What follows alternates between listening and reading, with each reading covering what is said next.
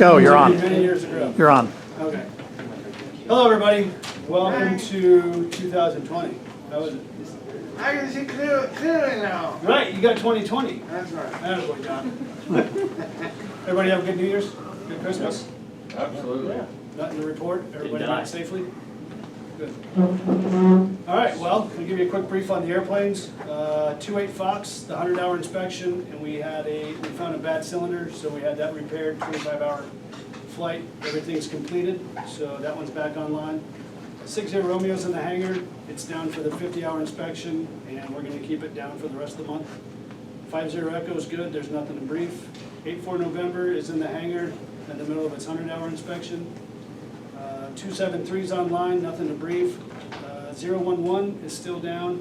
We just got the parts back for the oil pressure. I think it was bad. We had the cluster rebuilt.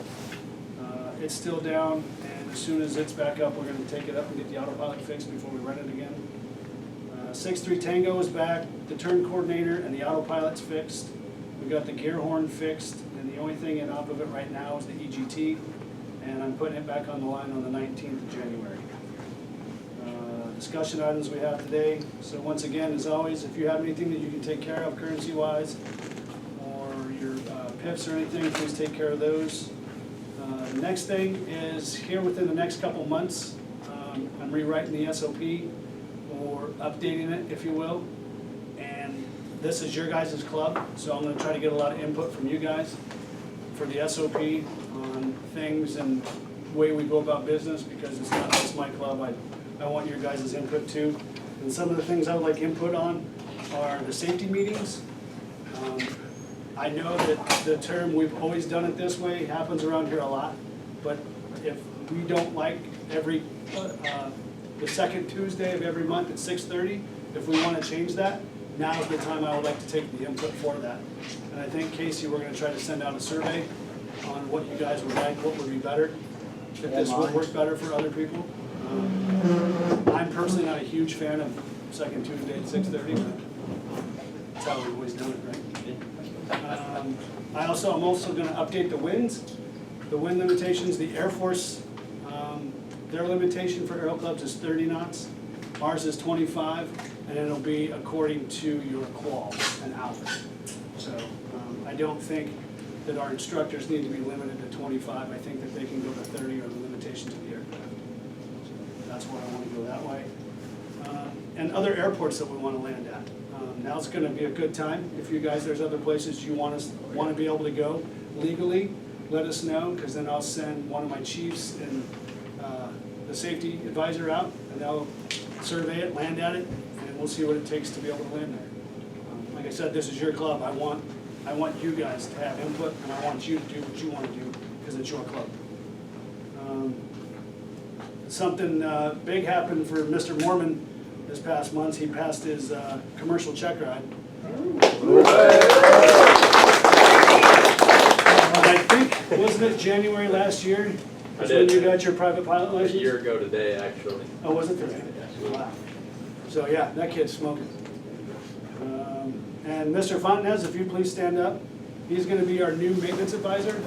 So he's highly qualified in the aviation career field. He's one of our go-to guys, so whenever Will has a question, he's one of the first phone calls Will talks about. So another item, it's getting cold, and then it's getting warm, and then it's getting cold again. So we gave you some misinformation. We thought it was 40 degrees in the SOP, but according to the SOP, paragraph 5-2.6, engine preheat is required when the air temp is 32 or below. So we're going to recommend 40 just because the planes are older. We've had a couple instances where batteries were ran low because the preheat wasn't used, and it delayed the individual from flying. So just a word to the wise, if it is cold, just come out and preheat the airplane or let us know. We'll try to put it in the hangar. And if we have maintenance going on and there's not hangar space available, then we'll have to use the heater. If there's a heater out there, we try to put it in the hangar. There is a update, sir? Even so, if it's under 40, let it run at real low RPM, at least for 5 minutes, even if it's not running super well, you know, smooth, because you got that oil when it's really cold, Right. does not necessarily get to the lifters. Okay. It's, yeah, and oil's gotta get over 45 degrees before it really flows well. Makes sense. Anybody got any issues with that? Okay. The Air Force came out with a new, it's called the Purple Heart and Disabled Veterans Equal Access Act of 2018, which has really helped the Aero Club and all the different Cat C and semi-Cat B categories on base. There's a flyer, the same thing, that'll be passing around. So if you guys have any friends that are veterans that didn't necessarily retire, it says equal access to Purple Heart recipient, former prisoners of war and veterans with a service-connected disability, entry into the military installations. You can use AFBs, the commissary, MWR recreation facilities. And it gives you what all things that you have to meet to become one, to get an access. And actually, Mr. Beanick, he's one of our former veterans as well. He went and got his, or started the process today. Can you tell us a little bit about what you got? All I did is I showed up to the Pass ID office and they gave me a form to do a background check. And they said in 3 days that it should come back, and I gotta go back and take my VA card, and they just give me access or whatever they do to the card. She really didn't explain that much. Right, But all I gotta do is show it at the main gate anytime I wanna come on board. right. So, and with that, you'll be able to sponsor 5 people with you on base. From what Thomas was saying, you'll still have to stop at Pass an ID and get them a pass to come on with you, but you'll be able to escort them on versus not. That's privilege. Yep. So that's pretty cool. So if you guys know anybody that wants, not necessarily the Aero Club, but if they want to use a commissary to BX or actually use the benefits that they've earned, let them know about it. It's a pretty good deal. And now Casey's going to go ahead and give us his safety brief, and I think the video is called Fast Complacency. It's a fast video, but anyway, like you was talking about, I'm putting out a survey for the meeting, so it's multiple choice. Whenever this pops up, it'll be on there. And then I just added a question there at the bottom, so pretty self-explanatory. Read it. It'll come up as a link. This is SurveyMonkey, so it's free. But yeah, you're going to have to pick one of the choices, and then at the bottom I added that question there, so any airports that we'd like to have approval, you can put them there, and then we'll get that feedback and go from there. And here's your video. Maybe.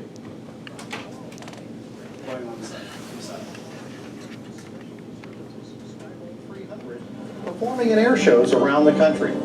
Regardless if the aircraft you're maintaining is flown to the extreme this airplane is, or if it's just used for the simple Saturday hamburger run, the people flying these aircraft deserve your attention to detail.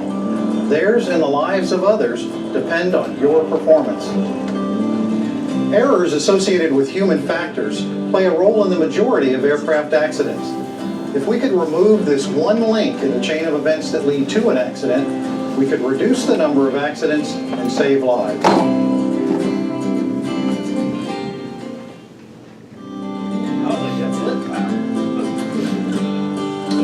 In this video, you will learn how human factors involving complacency occur, and what you can do to prevent complacency from entering into a task you are performing. Morning, Bob. Morning, boss. How are you doing today? Good. What's on our agenda for today? We got a flap inspection. Flap Can inspection. you handle that? Complacency normally occurs when a person is performing a task they have conducted on several occasions. An inspection of an aircraft that AMT has inspected several times in the past is a good example of when complacency may occur. I think so. I've done this one a couple hundred times.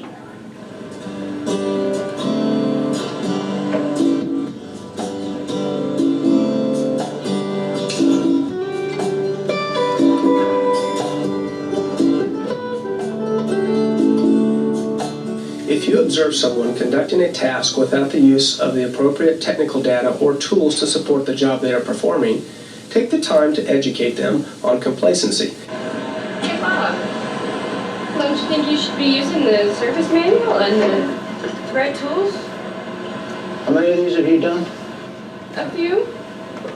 All right, just set it on the table. All right. Thank you. Thank you.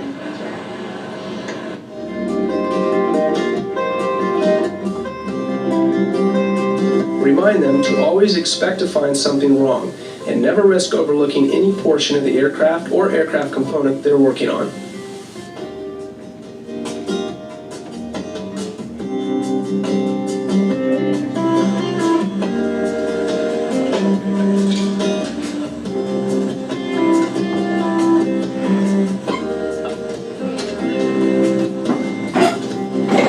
Preventing an accident and saving lives is a primary reason for aircraft inspections, repairs, and maintenance. Please, never allow complacency to affect your work. Remember, safety is no accident. Alright, so there you have it, short and sweet. He's gonna send me a picture. So, one of the things that this has to do with is the nose gear. So some of you guys fly 6'3" Tango and know the way that it is as far as, it's retract and has a nose gear door that's supposed to shut when the gear goes up, right? So there's two links that actually make the gear doors shut when the wheels go up. And we found this past weekend that the two links weren't bolted on. So yeah, the gear's coming up, gear's swinging fine, it's all working dandy. We were working on the gear horn. We were working on the gear horn and found it because we had it up on the stand, right? So on the ground, you're not gonna know because the gear's down, the door's open, cool, And these links are all the way up in there, so it's not like a quick look at the gear, yeah, it's there, and then keep going, you gotta actually be looking for it, and that was the thing, Multiple people have flown the aircraft, including myself, and we just overlook it because we're not necessarily looking for it. So that's complacency, right? So we had the wheels up, and it was up on jacks, and the doors were just hanging down there, right? So out of the norm, and look in there, and there's just two little bolts that hold it. So when the gear goes up, it pulls the doors up. And you sent me the picture, I guess? I'll send them, yeah. Yeah. So the moral of the story is, I understand that we all get really used to looking at the airplanes because y'all fly the same airplanes, you fly multiple times, and it's really easy to get in a hurry and overlook something because we don't gauge our eyes to look at something like this. But if you go out there and you look at that airplane, if you're standing there, you can actually see that linkage. It's not hidden, it's literally right there. But once again, it's not necessarily on your pre-flight card, but it's in the general area. So it's very easy to miss. And as you can see, it's been missed by 3 or 4 pilots. And thank God something bigger didn't happen, like the nose gear got hung up, wouldn't come down, or something weird like that where it would have caused a lot more damage. So, and we do have great airplanes, and Will takes excellent care of them between him and JJ and everybody else that works on our airplanes, but they can miss something, and this is simple. So the next time you do your pre-flight, see if you can find something. I'm not saying you're going to, but it doesn't hurt to try to look. And I don't think you're gonna, but it'll hopefully save things like that. Full flight engineer. Yeah, Are so, we in rotor or are we in car? yeah, right? Yeah, that was our complacency check there.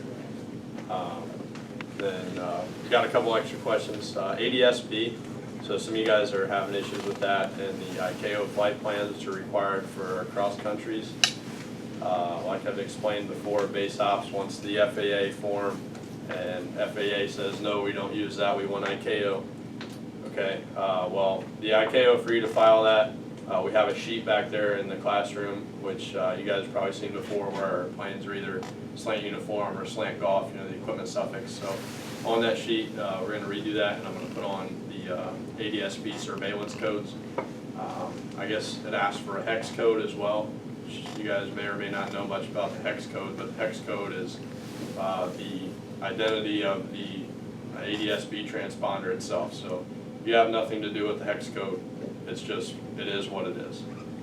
But for the surveillance equipment suffix that it's going to request, we'll put them on the sheet back there so everybody has access to them. And then you also asked about Sergeant Brown. He was here last fall talking about the Alpha Bravo and restructuring that. It's like Max said, it's kind of gone to the wash. So we're just gonna leave it the way it is for now, but if you guys have any questions with that, let me know. That's it though, that's all I got. You guys got anything? Yeah, go ahead. So, on our pre-flight checklist, when we check the flaps, what setting do we go to? 10? 10. When is the next time we ever put flaps to 30 or 40 or 4? Approach the landing. So with complacency, thinking about the future and planning the flight, I think it'd be a good idea to, when checking the flaps on pre-flight, bring them all the way down to ensure that they go all the way down equally on both sides. Then bring them back up. That way you know before you take off that when you come to approach, it will go full flap. I don't think it's a bad idea. If you're cross-country and you did that, now you're not gonna be able to take off. At least if you're at 10, you can still make the flight home. Correct.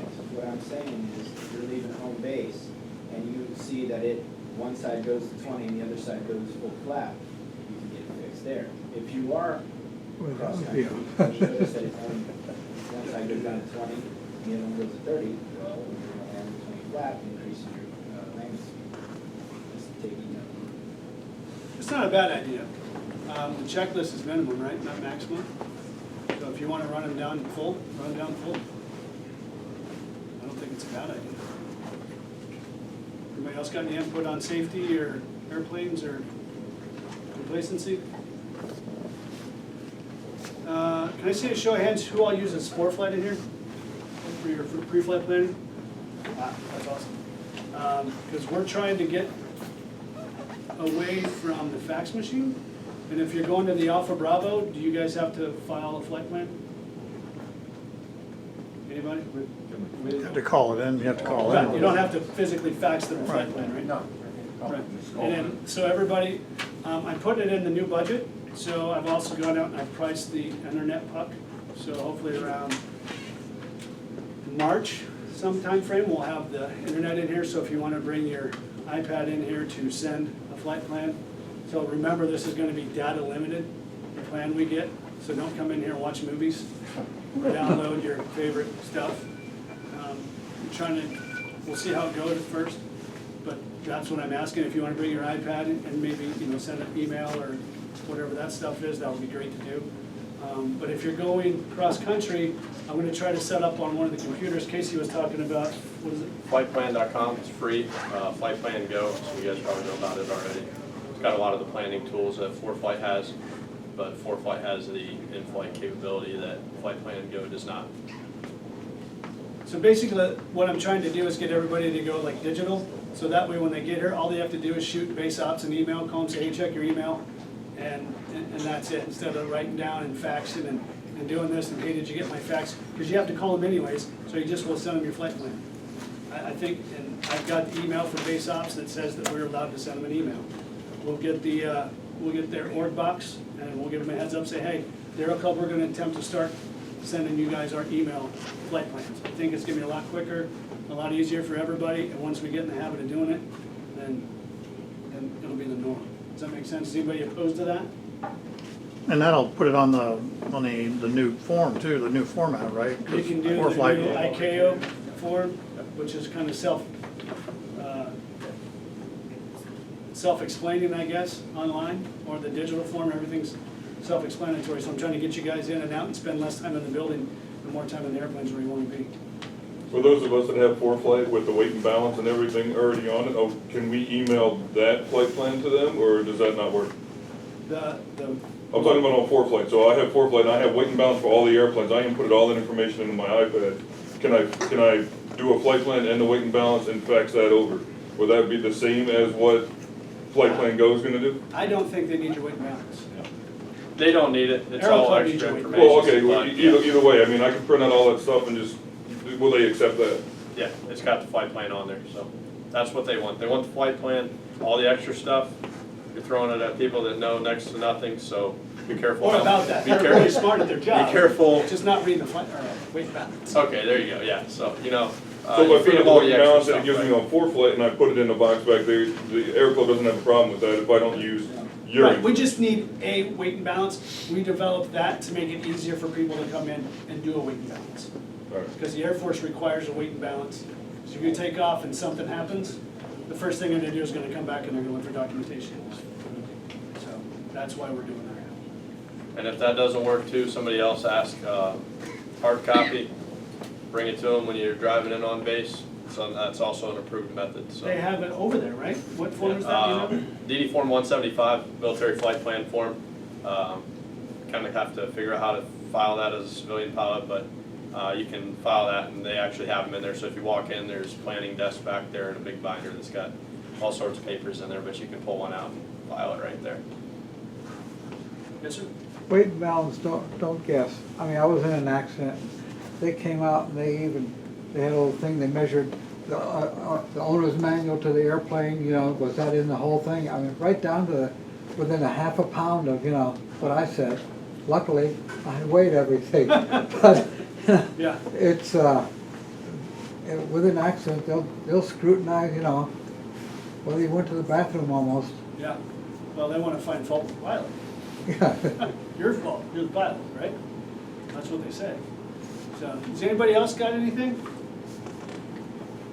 No? Hey, whose first meeting is this? Cool. Can you stand up and tell us something about yourself, sir? You're welcome. Brian Cessna, retired Air Force Lieutenant Colonel, C5 guy, was the F2 commander when the schoolhouse was here. Man, you're amazing, sir. Yeah. Can you tell us about yourself? What brought you to Dover? Ben Andrews. My mom lives in Dover, so here for break. Studying abroad in Poland next semester, and an ROTC guy. Yeah. You're welcome. And we'll hopefully see you guys at the next meeting. Thank you, by the way. The next meeting is going to be February 11th at 6:30. And we'll start trying to pull all the data, maybe have a weekend meeting. I don't know if somebody wants to give up a couple hours on a Saturday for a meeting, but my goal is to make this better for all of us. And what you guys want, like I said, it's your club. I just work for you guys. Put it online, we gotta do a live stream, type meeting. I'm not opposed to it. far-fetched, I mean. I would like to. I'm not opposed to it, but then I don't get to see anybody. I get to hang out in my office all day. I can do it from my office? Yeah, you can do it from your office. Do it from your house. From New York. Even better. Well, exactly, I mean. Where to go I mean, get some orange juice? It's 80 miles for me to drive one way, so I mean, that's what I'm just saying, it's. I'm totally, actually, one of the program managers suggested that you can do like a secure on YouTube. She said we could live stream it, put it on YouTube, answer 5 or 6 questions, boom. You don't have to leave. I mean, if it's in your case, that's crazy. I wouldn't want to drive 80 miles either. But yeah, absolutely. Like I said, I want to make this easy for I you drive guys. from Elkton every time, and I also travel a lot, and if I'm away, and I miss a Right. meeting, you know, I I get could it. stream it or something, that'd be cool. I understand. That's, see, I don't know that. I'm not IT savvy enough to. So that's the other part. So if we do that, you have to be able to watch the video. Yeah. I don't know how to do this. You know, I mean, I know CCBC does it down and out of Baltimore. They have their monthly Fridays, like for 4 hours, and they post it, and you can come on and you can see who's in the room. Right. You know, and so you can get attendance and everything, and Yeah, and chat back and forth, send messages, and ask questions and so forth. Yeah, that's something, I mean, if that's what you guys want, we'll be more happy to do it. We'll see how we can do it, what works best, because we have really slow internet in here. So, maybe, yeah, absolutely. Anything else? All right, we'll see you guys in February. Be safe. Fly safe.